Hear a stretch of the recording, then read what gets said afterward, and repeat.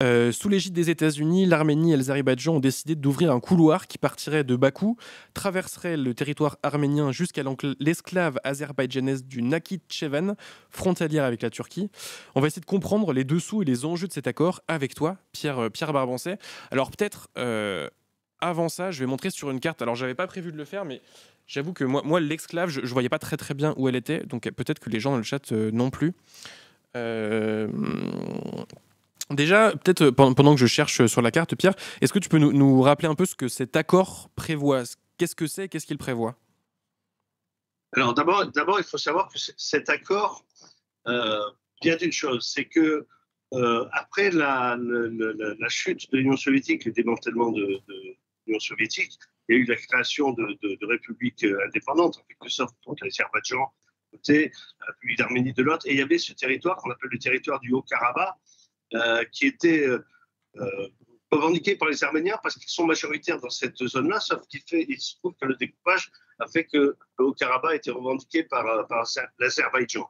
Donc ça a donné lieu à des guerres depuis 1988. Donc une première qui avait été remportée par les Arméniens et donc qui ont aidé à créer ce qu'on a appelé la République de l'Artsakh, donc dans cette zone du Haut-Karabakh. Et puis la guerre a repris il y a quelques années, et là l'Azerbaïdjan, fortement soutenu par la Turquie, l'a emporté. Et en fait, on est dans cet état de choses où une partie d'un territoire, donc comme tu l'as dit, le Nakhitchevan, appartient à l'Azerbaïdjan, sauf qu'il est coupé du territoire azerbaïdjanais par la région du Sionik, qui est une région arménienne, et qu'en réalité, tout ça entre dans un plan géopolitique dans lequel on retrouve beaucoup de puissance, puisque dans ce Caucase du Sud, les forces influentes jusque-là étaient la Russie et l'Iran, et qu'il y a une volonté américaine qui a vu la possibilité en ce moment de pouvoir y mettre un pied, un large pied, et même une rangers militaire pour pouvoir s'implanter là-dedans et composer notamment avec la Turquie, qui est le soutien de l'Azerbaïdjan. Donc, pour répondre à ta question, en fait, cet accord prévoit de créer une route qui s'appelle la route Trump pour la paix et la prospérité internationale. On n'est pas obligé de rigoler, c'est quand même assez incroyable. Et donc, ce corridor de plusieurs dizaines de kilomètres, en fait, va servir à des gazoducs et des pipelines, donc pour le gaz et pour le pétrole, et puis aussi également pour des connexions numériques avec de la fibre optique qui passerait là, et donc qui arriverait dans le territoire azerbaïdjanais du Nakhitchevan, et qui en fait se poursuivrait jusqu'à Kars, c'est-à-dire en Turquie. Donc on voit bien le plan qui est en train de se mettre en place, qui permet en fait à la Turquie, via l'Azerbaïdjan, d'être reliée à toutes les régions d'Asie et de mettre en place de nouvelles routes énergétiques. Je montre au chat, du coup je remonte la carte. Donc vous voyez l'Azerbaïdjan c'est là, Bakou, donc ça partirait de Bakou, ça traverserait l'Azerbaïdjan, ça traverserait l'Arménie pour arriver sur le Nakhitchevan, je suis désolé si je le prononce mal, et ensuite tu nous dis que ça remonterait vers Kars en Turquie. Voilà. Donc voilà, si c'est une région que vous connaissez pas très bien, voilà à quoi ça ressemble. On a commencé à parler de Trump, tu disais que c'était le nom, c'était la route de Trump, du bonheur et de quoi tu nous as dit? Non, pour la paix et la prospérité internationale. Pour la paix et la prospérité internationale, comment ça se fait que ce soit Trump qui chapeaute un peu tout ça? Eh ben, ce qui s'est passé en fait, c'est qu'avant cet accord, il y a eu des réunions. Une première réunion s'est tenue en Turquie, une autre s'est réunie à les Émirats Arabes Unis à Abu Dhabi. Et l'idée, ce qui prenait corps, c'était donc ce corridor à ouvrir. Et il y avait un petit problème de savoir qui allait s'en occuper. Et en fait, les pressions étaient faites. Est-ce que c'était les Arméniens? Mais l'Azerbaïdjan allait refuser. Est-ce que c'était l'Azerbaïdjan et les Arméniens allaient refuser? Est-ce que c'était la Russie? Et donc, évidemment, certains ont sauté sur l'occasion pour se dire, eh ben, la meilleure solution, c'est de permettre aux Américains de s'occuper de ça. Et donc, ils ont dit, évidemment, banco immédiatement, puisque cette route va être octroyée aux États-Unis pour 99 ans, et dans lesquelles vont s'activer des sociétés privées américaines pour la sécurité, et évidemment des sociétés commerciales américaines pour le reste. J'ai l'impression que c'est une info, une actu qui est un peu passée sous les radars. Tu vois, même moi, avant de lire ton papier, j'avais pas forcément conscience de ce truc-là. Est-ce que toi aussi, tu as l'impression que les gens ne s'y intéressent pas vraiment? Est-ce que tu comprends pourquoi? Est-ce que pourtant on passe à côté de l'importance géopolitique de ce que représente ce nouveau corridor? Non, je sais pas, c'est un peu les choix c'est un peu les choix des médias. C'est vrai qu'entre Gaza, l'Ukraine, ce qui se passe aux États-Unis en ce moment, il y a peut-être des choix qui ont été faits différemment.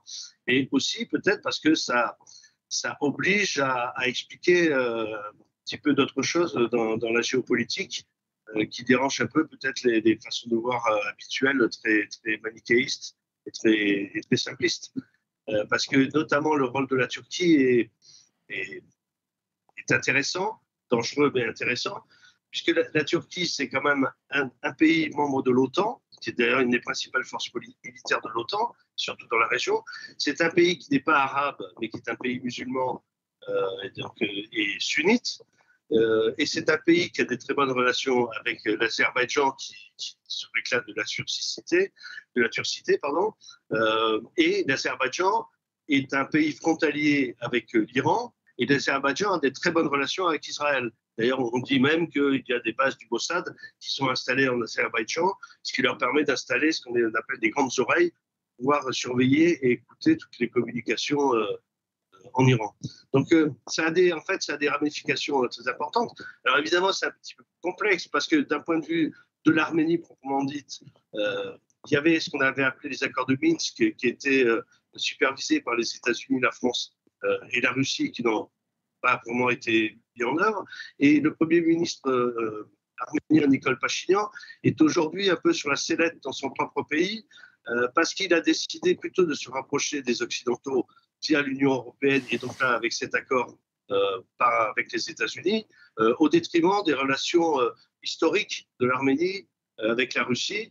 Or, l'Église arménienne soutient plutôt des relations fortes avec la Russie qu'avec l'Union européenne. Donc voilà, tout ça se mixe et évidemment dans le simplisme outrancier des chaînes de télévision, contrairement à la presse écrite qui a un peu plus de place et qui peut expliquer plus de choses, ce genre de dossier est un petit peu compliqué. C'est aussi pour ça qu'on avait envie de prendre le temps aujourd'hui pour que tu nous expliques tout ça un peu plus qu'en 2 minutes dans un reportage, des fois fait un petit peu très rapidement.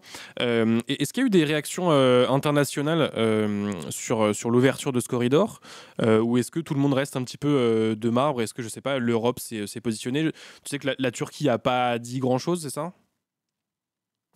Si, la Turquie s'est grandement félicitée de Ah oui, cet d'accord. accord. Ouais. La Turquie, au contraire. Alors, les grands perdants, en fait, encore une fois, c'est la Russie et l'Iran, d'une Ouais. certaine manière, parce que c'est leur influence dans le Caucase du Sud qui est touchée. Donc, bon, d'une certaine manière, ils doivent faire contre mauvaise fortune bon cœur, comme on dit, parce que ils ne peuvent pas non plus perdre, au fil de déclarations incendiaires ou opposées, ils ne peuvent quand même pas perdre ce qu'ils ont encore de liens et de possibilités d'influence dans cette région-là. Il y a quelque chose qui se met en place, qui est en fait une vraie réorganisation, parce que la Turquie soit dedans, on l'entend bien parce que c'est assez régional, bon, on comprend ça, mais le fait que les Émirats arabes unis soient aussi impliqués dans ce Caucase du Sud, c'est une nouveauté et qui pourrait à terme en fait faire partie d'un front qui va empêcher l'Iran de prendre toute sa place régionale et de favoriser soit l'Arabie saoudite, mais ce lien entre les Émirats arabes unis et la Turquie montre en fait que les Émirats arabes unis utilisent ces liens avec la Turquie pour essayer de fragiliser le rayonnement de l'Arabie saoudite. C'est une espèce de jeu d'échecs, de jeu de go et de jeu de dames en même temps, le tout mêlé, le tout mixé, quoi. Peut-être dernière question, tu as commencé un petit peu à l'évoquer, mais le Haut-Karabakh dans tout ça n'a pas du tout été évoqué dans cet accord, alors qu'on rappelle en 2023, il a été annexé par l'Azerbaïdjan après plusieurs dizaines d'années de guerre.